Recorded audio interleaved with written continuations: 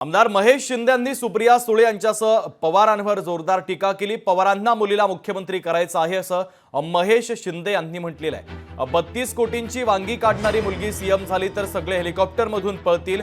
साताऱ्यातील सभेत आमदार महेश शिंदे यांनी खोचक टोला लगावलेला आहे। तर आपल्याला जनतेशी नाळ असलेल्यांना पुढे घेऊन जायचंय असं महेश शिंदे यांनी म्हटलंय।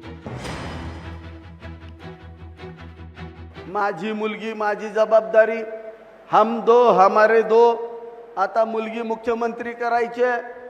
अरे 3 एकरामध्ये 32 कोटीची वांगी काढणारी ही मुलगी महाराष्ट्राची जर मुख्यमंत्री झाली,